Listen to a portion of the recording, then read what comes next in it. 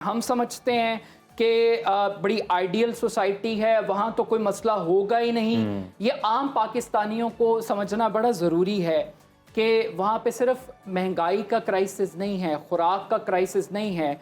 कुछ लोगों के पाकिस्तान में प्लेटलेट्स कम हो तो वो बरतानिया इलाज कराने के लिए जाते हैं, जो रूलिंग एलीट है पाकिस्तान की। तो इस वक्त जो दूसरा बड़ा मौजू है वो NHS है, नेशनल हेल्थ सर्विस क्राइसिस। जो कंजर्वेटिव पार्टी है उसकी मकबूलियत कम है और लेबर पार्टी ने एक बहुत बड़ा कम बैक किया है। लेकिन इसके साथ साथ चूंकि पोल्स की बात की जा रही थी तो भारत के अंदर भी कुछ पोल्स जो थे वो बता रहे थे कि मोदी साहब जीत रहे हैं।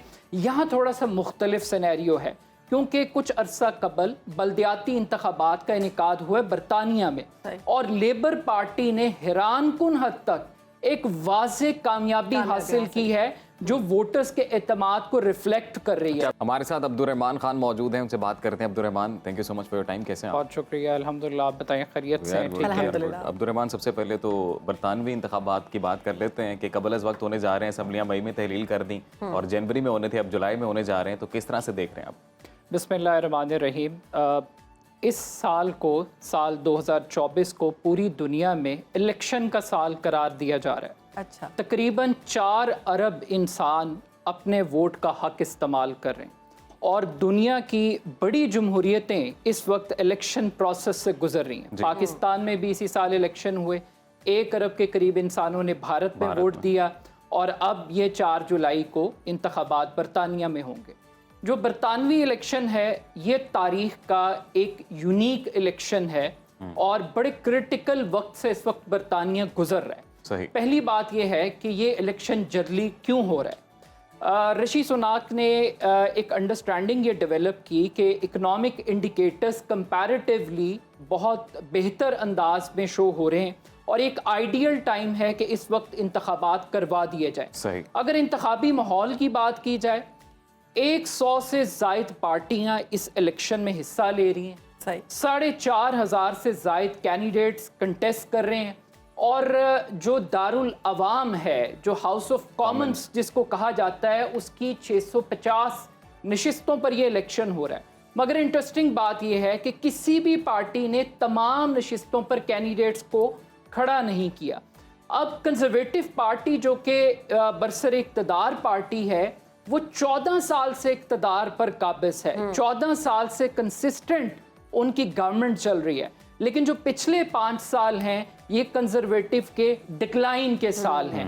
अच्छा, एक बात और बड़ी इंपॉर्टेंट है, वो ये है कि जो इस टाइम पोल्स आ रहे हैं, उन पोल्स में जो कंजर्वेटिव पार्टी है उसकी मकबूलियत कम है और लेबर पार्टी ने एक बहुत बड़ा कम बैक किया है। लेकिन इसके साथ साथ चूंकि पोल्स की बात की जा रही थी तो भारत के अंदर भी कुछ पोल्स जो थे वो बता रहे थे कि मोदी साहब जीत रहे हैं।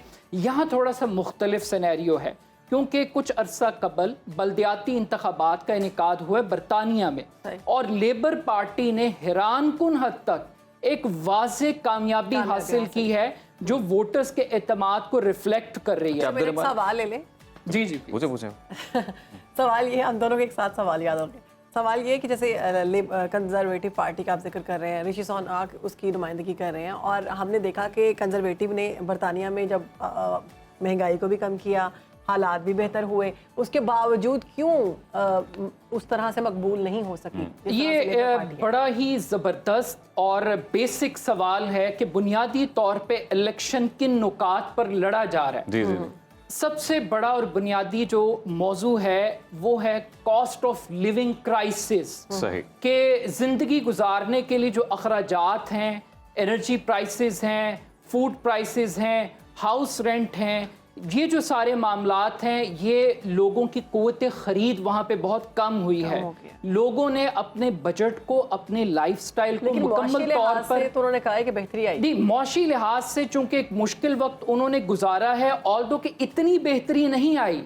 यानी कि जब ऋषि आए थे इक़्तिदार में तो 11% पर महंगाई थी। आज जिस दिन उन्होंने इलेक्शन का ऐलान किया, बारिश का मौसम था, लोग मजाक भी उड़ा रहे थे कि जब वो ऐलान कर रहे थे कि वो वक्त से पहले इलेक्शंस की तरफ जा रहे हैं तो 2.3% पे थी। यहाँ पर एक टर्मिनोलॉजी इस्तेमाल हो रही थी, ईटिंग आर हीटिंग। सही। आपको खुराक चाहिए या ईंधन चाहिए। सही। फूड बैंक का कॉन्सेप्ट तो यूरोप में था और जो गुरुद्वारे हैं वो वहाँ पे फ्री फूड बरतानिया में अवेलेबल होता था, ये उनकी एक पहचान थी सिख कम्युनिटी की। लेकिन अब वहाँ पर वार्म बैंक भी बन रहे हैं जहाँ पे लोग हीटिंग सिस्टम को एंजॉय कर सकते हैं। एक और ट्रेंड हमने देखा है, एक नई जमात जो तीसरे नंबर पे पॉपुलर हो रही है, रिफॉर्म यूके जी, और वो रिफॉर्म यूके और लिबरल डेमोक्रेट्स। पहले लिबरल डेमोक्रेट्स तीसरे नंबर पर थे, फिर अब ये रिफॉर्म यूके पार्टी आई है। लेकिन ये जो रिफॉर्म यूके पार्टी है और इसके साथ साथ 2-3 बातें बड़ी इंपॉर्टेंट है। हम समझते हैं कि बड़ी आइडियल सोसाइटी है, वहाँ तो कोई मसला होगा ही नहीं। ये आम पाकिस्तानियों को समझना बड़ा ज़रूरी है कि वहाँ पे सिर्फ महंगाई का क्राइसिस नहीं है, खुराक का क्राइसिस नहीं है। कुछ लोगों के पाकिस्तान में प्लेटलेट्स कम हो तो वो बरतानिया इलाज कराने के लिए जाते हैं, जो रूलिंग एलीट है पाकिस्तान ऐसे की। है। तो इस वक्त जो दूसरा बड़ा मौजू है वो NHS है, national health crisis। Service crisis. और ये क्राइसिस क्या है, सिर्फ 1 मिनट के लिए इसका कंपैरिजन पाकिस्तानी अवाम के लिए बड़ा ज़रूरी है समझना। वो ये है कि इमरजेंसी सिचुएशन वहाँ पे ये है कि 2023 में 15 लाख मरीज इमरजेंसी का शिकार हुए।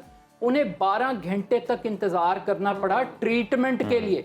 10 लाख अफराद ऐसे हैं जिन्हें 12 घंटे के बाद बेड मिलने का इंतज़ार करना पड़ा। और औसतन जिनको ट्रीटमेंट नहीं मिल पाता, 1 हफ्ते के दौरान 268 अमवात वहाँ पे होती हैं।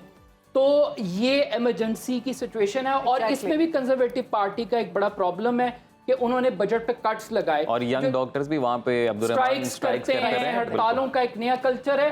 तो वो जो नज़ला है पिछले 5 साल का वो इनके ऊपर गिर रहा है और ये भी क्राइसिस संभल नहीं रहा। कंजर्वेटिव के ऊपर 700 हॉस्पिटल्स हैं, 15 लाख अमला है, डॉक्टर्स का, नर्सेस का। लेकिन बरतानिया की हालत हुई क्यों है? अब्दुर्रहमान, बड़ी माजरत, हमारा सेगमेंट का वक्त खत्म हो गया, लेकिन ये सिलसिला चूंकि जारी हो सारी है, हम आइंदा सेगमेंट्स में भी ये डिस्कस करते रहेंगे। ये स्टोरी टू भी कंटिन्यू रहेगी।